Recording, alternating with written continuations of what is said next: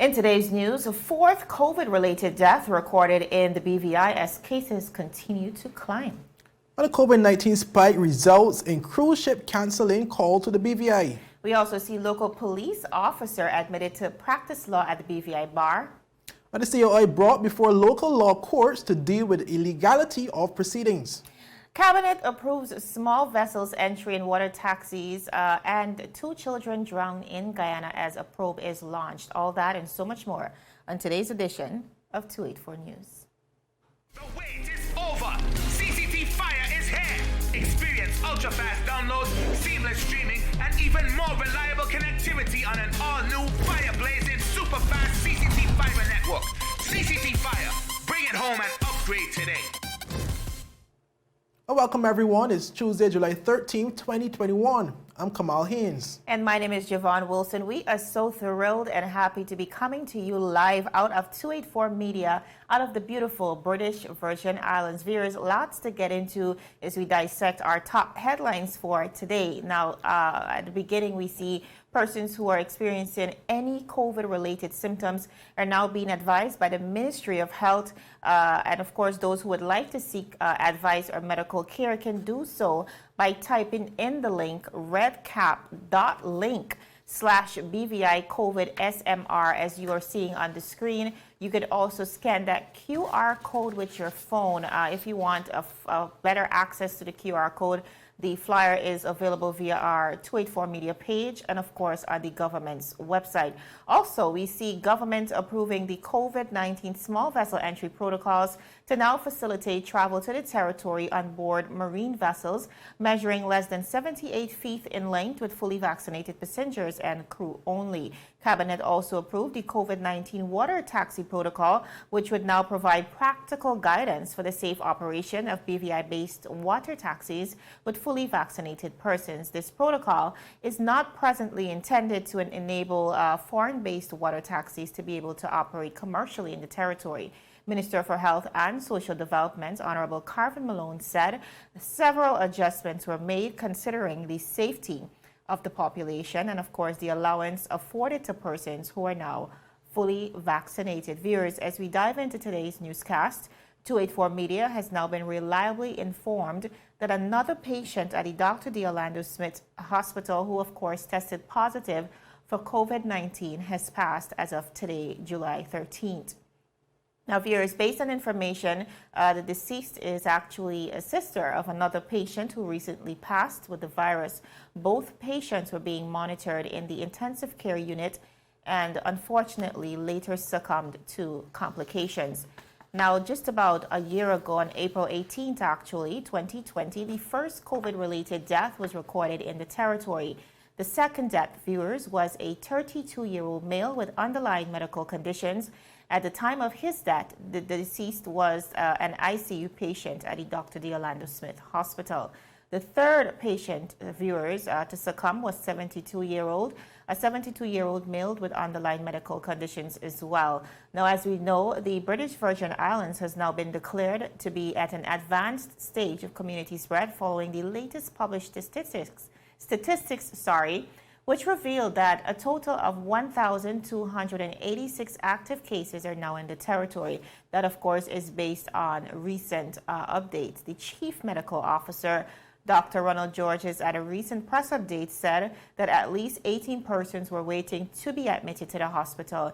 He, however, revealed other statistics detailing the category of persons admitted to the hospital since July 4th. These included 1 person in the ER, 12 in the ward, 4 in the intensive care unit, and viewers, up until that time, 2 deaths. Now that toll is up to 4.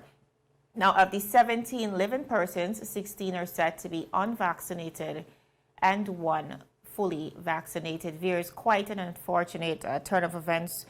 Kamal, we continue to hear many allegations of additional deaths in the territory.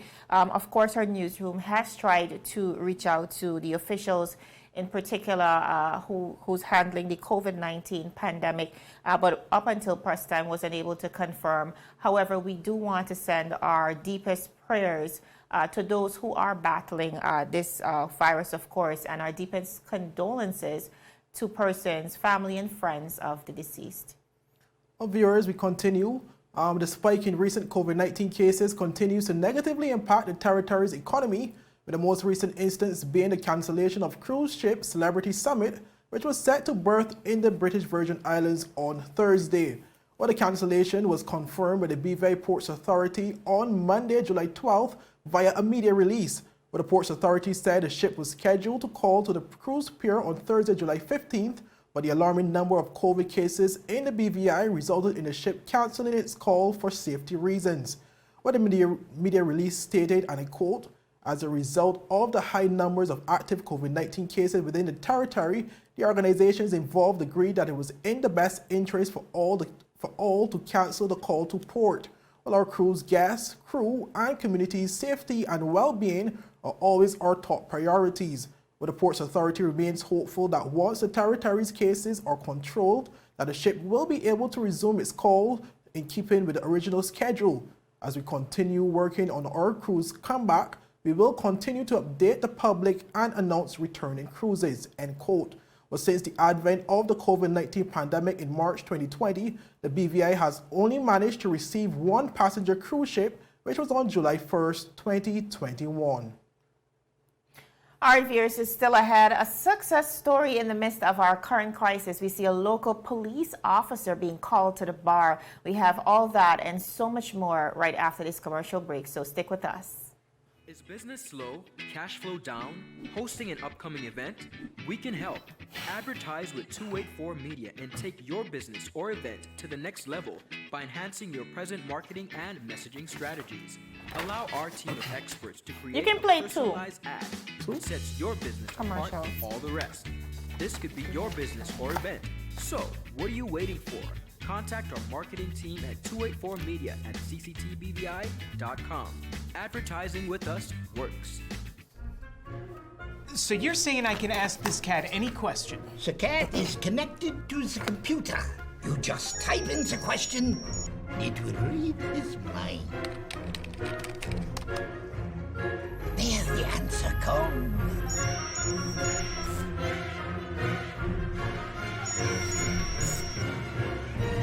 You're the man! I've been looking for this for weeks.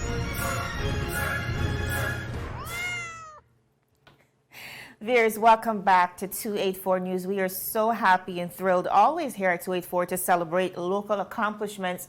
And of course, we are this time padding over to the Royal Virgin Islands Police Force. Now, local police officer Sergeant number 240, that is 240, O'Neill Baca, who was recently called to the Bar of England and Wales on March 25th, 2021 by the Honorable Society of Gray's Inn, was yesterday, July 12th, called to the BVI Bar by the learned Director of Public Prosecutions, Mrs. Tiffany Scatliff Esperett.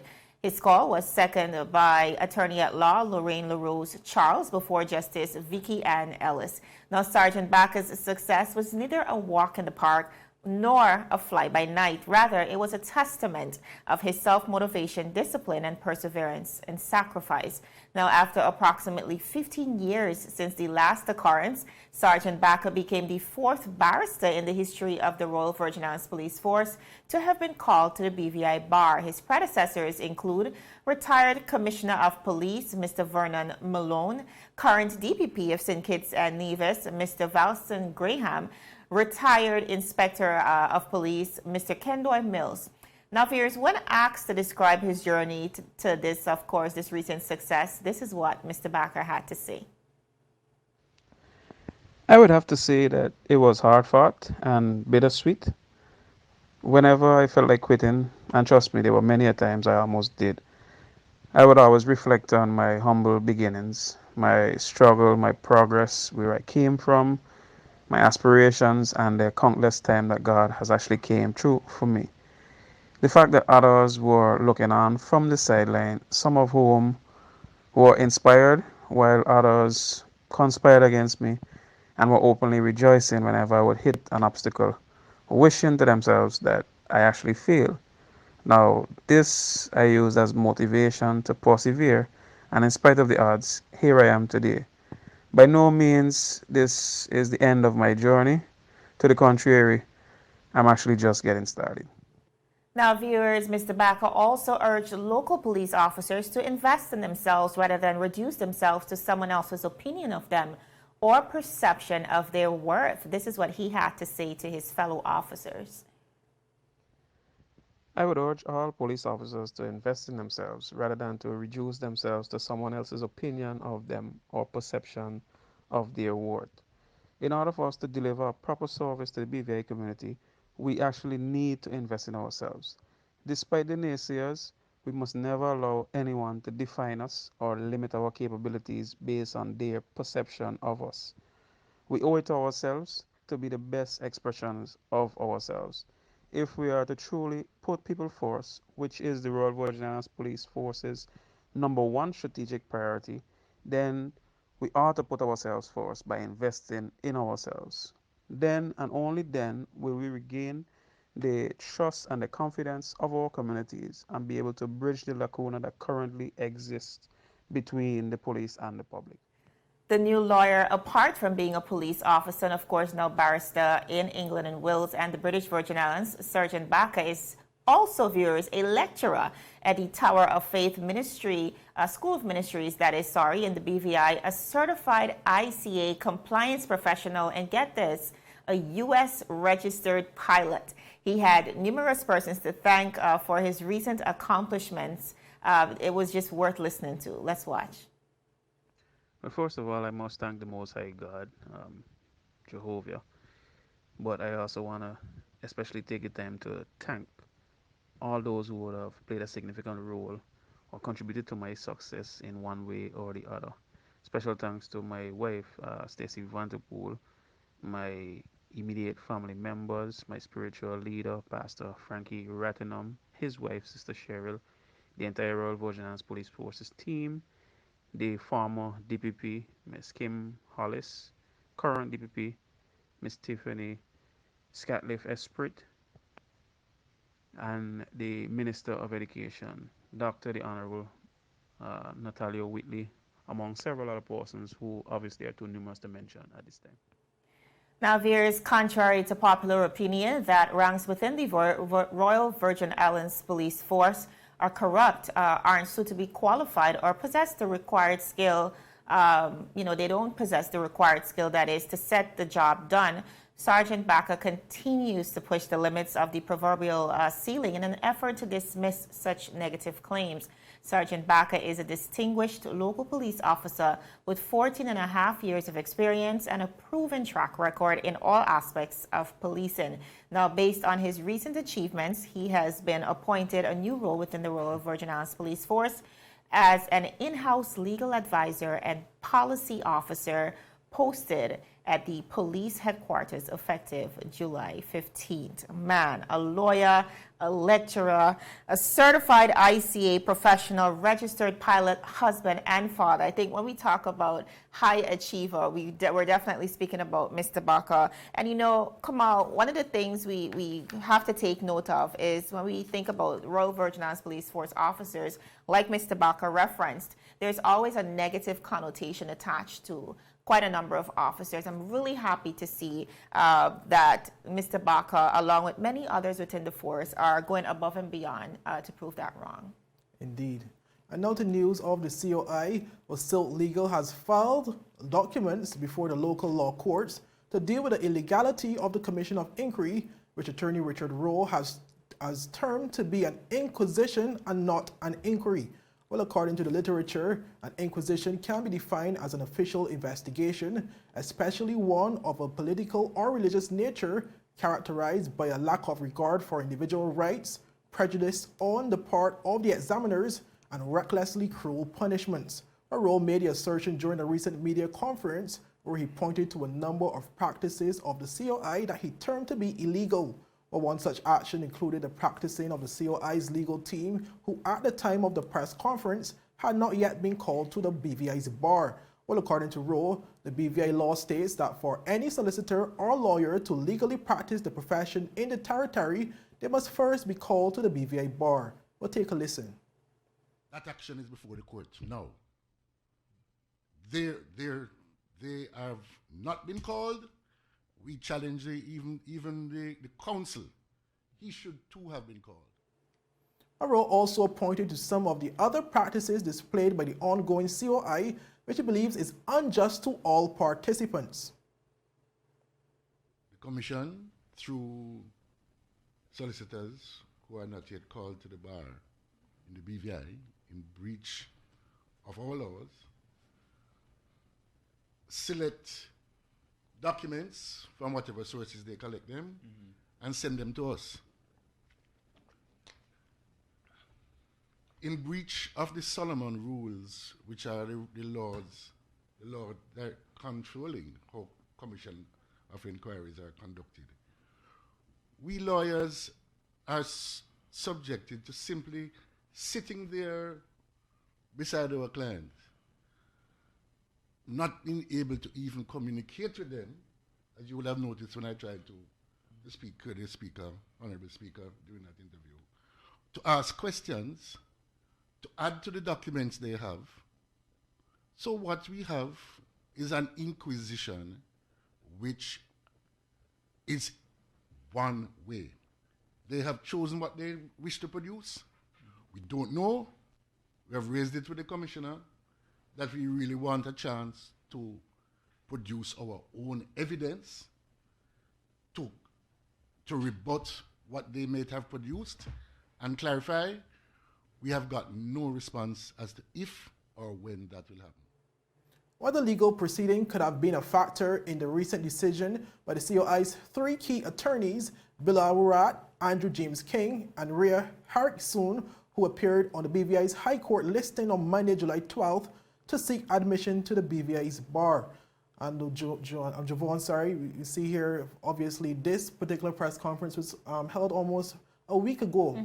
And in yesterday's news, we would have carried a story where the bar, BVI Bar, would have been basically, had a request from these three individuals, basically meaning that there's some investigations being undertaken here, and that would have proceeded or would have caused those persons to basically take this action. Yes. And indeed, in the beginning, what we heard was a denial, and now we see definitely with this proof of some form of illegality, like Mr. Rowe is suggesting. We have to, of course, keep you updated on what's going to be the outcome of this. But viewers, still ahead of the break, we have a lot coming on the regional scene, in particular, an 18-month-old baby and a 10-year-old drowned in Guyana as a probe is being launched.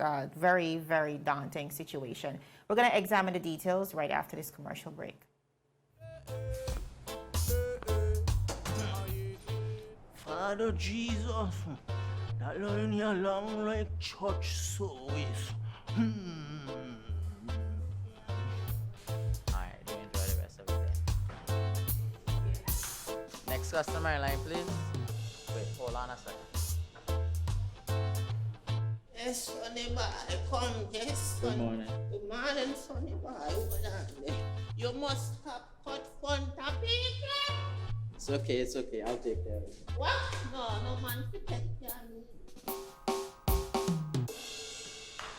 How may I assist you?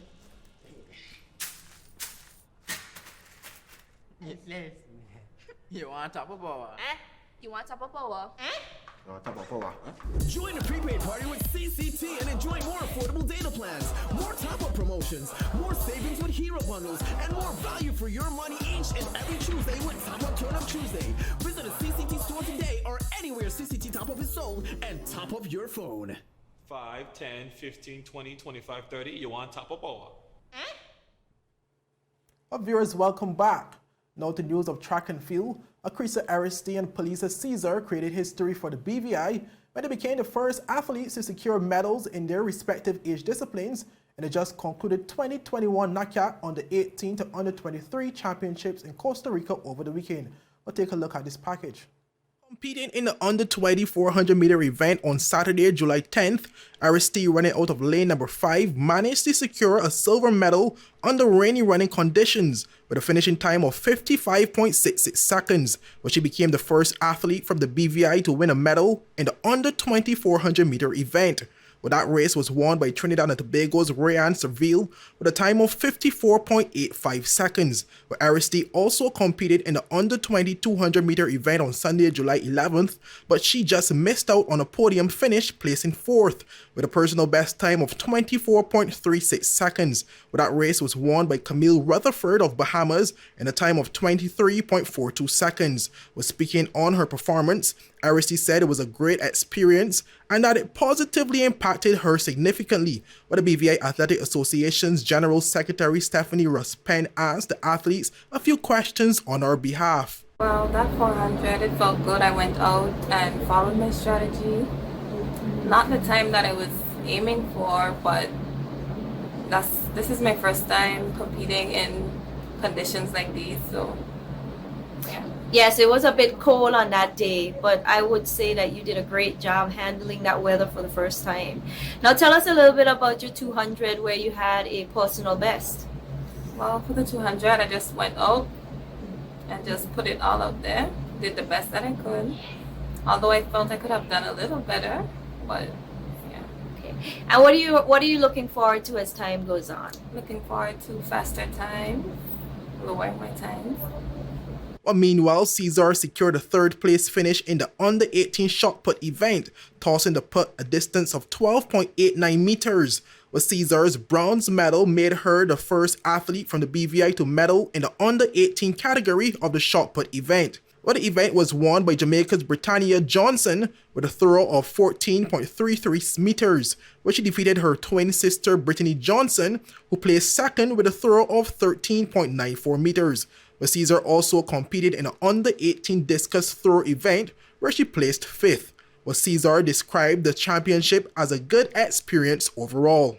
This experience, it was a good experience for me, honestly, because I have not competed ever since 2019. I mean, I have had developmental meets, but I haven't had any regional or international competition ever since Careftown 2019. So you came in, your first day was the discus. The discus was a bit disappointing. The weather was cold. It was a new experience. And coming off of that, you went into day 2 and you managed to place 3rd in the shot put. What was that experience like? It was a great experience. The weather was amazing. I warmed up properly. I did some drill. I did some good drill.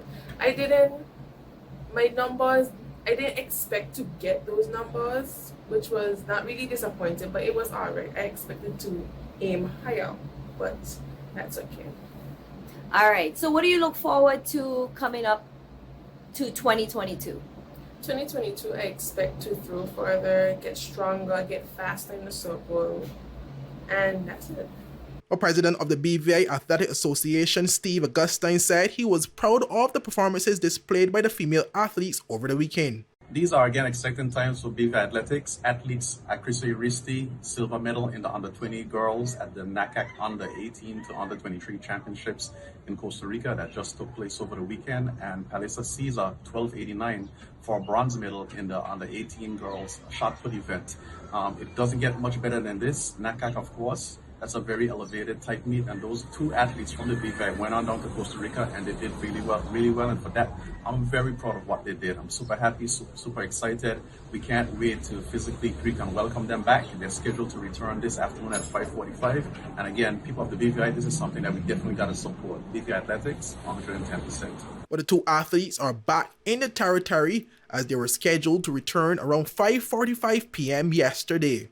Kamal Haynes reporting for 284 News. Well, the athletes were originally scheduled to be back in the territory on Monday. However, they are now set to return today, Tuesday. Well, we here at 284 News would like to congratulate the athletes on their brilliant performance. Absolutely. Now, viewers, we look across the region to Guyana. Very troubling news. Police are now investigating the death of an 18-month-old baby girl who allegedly drowned in a bucket of water after she had been left home by her mother late Sunday to attend a funeral. Now, police said that Orinda August of Pottsville, Kokwani, near the Berbice River in Region 10, which of course is in Upper Demerara, Berbice, had been left with her 2 older siblings, ages 7 and 15, by their mother, Amanda Wills, to attend the funeral. However, a few hours later, the baby was found lying head down in a bucket of water. She was pulled out by the 7-year-old, who then raised an alarm. The child was subsequently rushed to the Kokwani Hospital complex, where she was pronounced dead on arrival. Police are now saying that no marks of violence were seen on the body and that foul play is not suspected at this time. Meanwhile, we see the police also investigating the drowning of a 10-year-old boy identified as Anand Mangru of Lot 380 Hope Lowlands, East Coast Demerara of Guyana as well, who was washed away by a wave at the Hope Seawall on Sunday. Police said that Mangru was swimming with his 13-year-old brother and an 8-year-old cousin when the wave pushed him towards the Hope Coker Channel. One of the children is reported to have shouted for help, but no one went to his assistance. Police said that following a search, the body of the child was found and, of course, taken out of the water at Hope Foreshore. Very unfortunate news coming out of Guyana. Of course, we want to extend our condolences to the families and trust as the police launch a probe that we can figure out what exactly happened in both instances. But very unfortunate as they're both very, very young. Indeed. Now back to local news, where the online work permit system has been launched in the British Virgin Islands and is expected to streamline the process between the Immigration and the Labour and Workforce Department, reducing the need for conducting in-person business. But the ceremony was virtually held on Monday, July 12th, where the public was granted the opportunity to see for the first time how to utilize the system. Well, speaking at the ceremony, Minister for Labour and Immigration Vincent Wheatley said the new system aligns with the government's plans to make doing business in the BVI easy, as they aim to take as many services as possible online to allow for the conducting of business remotely. Well, he said the initiative also falls in the overall goal to modernize the Labour and Immigration departments through these reforms. We'll take a listen. This is a small part of many things to come. We have spent the last few months creating the legislative foundation to make these things possible. This is just the beginning. Our aim is to make doing business with the government efficient, speedy, cost-effective, comfortable. With the online processing, not only should it cut down on time, it's also cut down on expense of going into the office. As we are in the middle of a COVID crisis right now more than ever, it is very important that we cut down person-to-person contact. This is a very timely initiative. Not only will it make doing business easier, it also makes it safer. Well, the Chief Immigration Officer Ian Penn also spoke on the system, stating that it allows for both employers and employees to complete the application process online, only now having to physically visit the offices to make payments. Well, he described the system as a quick win for both the customers and staff of the two departments. There will be no more manual work and physical files taking up precious office space. This will be a thing of the past. It will also limit physical contact to services, which would be a plus considering the current climate, where the need and value of social distancing is important. While we are focused on the pandemic and utilizing measures to efficiently offer our services, this system will serve as a necessary instrument to do so. In addition, we also expect that in times of natural disasters or any other pandemic, that the department will be able to render services no matter the situation. With the launch of this new initiative, there may be some glitches, but we will endeavor to work through them. This is a work in progress. As we make history today, we ask that you be patient with the departments and we use this initiative to forge a greater partnership with our clients. All persons interested in learning how to utilize the system can visit the government's webpage and download the user manual, which is in PDF format. But that's all we have today for our news roundup. Be sure to follow us for daily news updates at 284media.com and like us on Facebook at 284media and 284BVI on Instagram and Twitter. I'm Kamal Haynes. And my name is Javon Wilson. That's all the time we have. Have a beautiful evening. Bye-bye.